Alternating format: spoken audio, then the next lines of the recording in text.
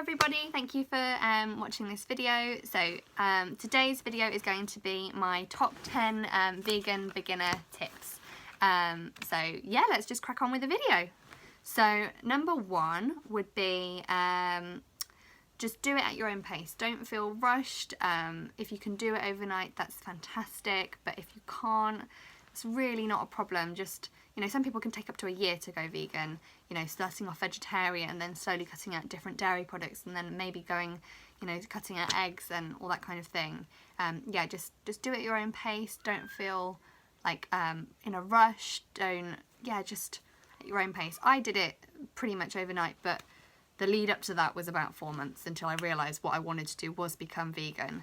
So yeah, just do it at your own pace. Do not feel rushed. So number 2 would be try not to be an angry vegan, because it's not helpful to yourself, it's not helpful to the person that you're speaking to, it's not helpful for veganism. So generally it's just not great to be an angry vegan, because yeah, you're not going to really be helping anybody. I absolutely was an angry vegan for some time, just constantly got into arguments or generally angry about things, because when you first go vegan you just feel like there's this massive secret that you've just found out and you've been lied to your whole life, not necessarily about your family, but just society, and you want to tell everybody this massive secret and then they don't listen and you're like, just listen to me. So it comes out in anger and doesn't come across well. So I've been a victim of that myself, and it doesn't feel great. So yeah, just don't be an angry vegan. So tip 3 would be inform yourself, which I would say would probably be one of the biggest, most important things. Is there's an abundance of information out there. Yeah, just there's so much information, there's so many documentaries that you can watch that are really, you know, reliable sources. So for instance, What the Health on Netflix is an excellent one. It tells you all about the health sides of eating animal products, and yeah, I'd just say that was a super great, fantastic bit of information. A source of information would be What the Health on Netflix. Also, Cowspiracy is on Netflix, and that talks about the environmental side. So yeah, that's another great one. But there's really an abundance of information on the internet. You can come across loads of different things, and make sure that it is unbiased research as well, because a lot of the time you might come across an article that says, like, for instance, cow's milk is really good for you, but just check where the sources are, or check where that's, you know, been funded by, because I can tell you now, nearly every single bit of research or study that has been made about the health benefits of dairy or eggs or meat will have been funded by the industry itself, so it's going to be biased. So yeah, just inform yourself. It's key, because you can't have an argument or a discussion with somebody if you don't know what you're talking about. You just sound like an idiot. So yeah, really just make sure that you learn all the time. I'm still learning to this day, and I've been vegan for a year and a half. So yeah, just learn as much as you can about the health side mainly, but obviously also the environmental impacts and the ethics and, you know, standard practices in your country with regards to slaughter and animal agriculture. So yeah, I would say inform yourself. Number 3 is like a really important one. So number 4 would be don't overwhelm yourself. So it's kind of like do it at your own pace, but also just don't overwhelm yourself with it. Don't be like, I need to do everything right now, because it just doesn't work like that for everybody. It can take a lot longer. And overwhelming yourself is just going to end up making you like be really critical of yourself, and that's not great for your own mental health. So yeah, just really do not overwhelm yourself. Take your time, do it in stages, and yeah, just yeah. That was number 4. So number 5 would be pick your arguments. So you'll go into an argument and you think, this is great, you know, someone's listening to me about this for once, and then you'll get into it and you'll realise actually this person doesn't care, they just want to rile you up, they're being a bit of a troll. So yeah, pick your arguments and make sure that you don't, you know, get too into an argument that just isn't going anywhere and is just making you feel bad, because that person won't really affect them. Like, they'll just go on with their day. but it will affect you because it's something that's emotive to you. So yeah, just make sure that you pick arguments where you feel like you can have a decent discussion and not an argument, if that makes sense. So yeah, that would be my my 5th tip, is just pick your arguments. So my 6th tip would be just veganise your everyday meals. Make sure that, you know, you've got loads of tins in of chickpeas and different beans and all that kind of thing, and lentils, so that yeah, you can make bolognese with lentils and shepherd's pie with lentils and chickpea curries and all these different, you know, chickpeas and beans in fajitas and peppers, and just veganise your everyday meals. It just makes the transition so much easier because you're not trying to come up with some fancy recipe that is too difficult and isn't achievable for your everyday not a chef person. So yeah, veganise your everyday meals. It just makes life so much easier. So number 7, I did say pick your arguments, but also do make sure you are speaking up, because it's an interesting topic to a lot of people, as long as you know, broach it the right way, and not, you know, just be relatable. Don't be like, because, you know, I wasn't a bad person before I was vegan, and so yeah, just be relatable and speak up about things. Find times to speak up about it. Don't be like the typical vegan and be like, hey guys, I'm vegan, let's talk about veganism. But definitely when there is a chance, speak about it, because it's so important. But just speak about it in a compassionate way and relatable, rather than like a judgy, accusatory way, because that's not helpful to anybody. If you want tips on how to speak about veganism, definitely check out James Aspie's channel, because he is super compassionate, super relatable, really kind in how he speaks about it.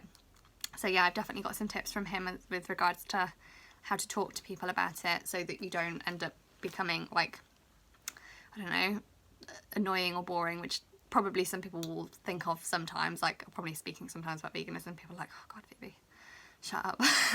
But definitely speak up about it. That would be my 7th tip. So number 8 would be the best version of yourself. So what I mean by this is, this can kind of translate to everyday life anyway, but don't be, you know, you've got to know about nutrition. You've got to make sure that you're eating the right things, because if you look like rubbish and you're trying to, you know, talk to people about being vegan and saying, oh, this is great, then you've really got to show it in, you know, the way that you look, not necessarily like makeup and stuff, but just in your everyday health. Like, no one's going to want to go vegan if their only vegan for reference is really poorly. So yeah, just make sure that you're healthy and you're fit. I don't work out, but I'm definitely healthy with regards to what I eat, and that definitely translates to the way that I look. So I've got pretty good skin, I've got nice hair, I've got nice nails, I'm slim. So definitely just portray in the way that you are, how you feel, and, you know, it's just gonna help, really. If you look healthy, people are gonna think, yeah, actually veganism might be for me, it might be really good for my health. So that would be like a positive way to kind of come around it, would be just to be the best version of yourself. And obviously that just goes to that saying for everyday life anyway. So yeah, that would be my 8th tip.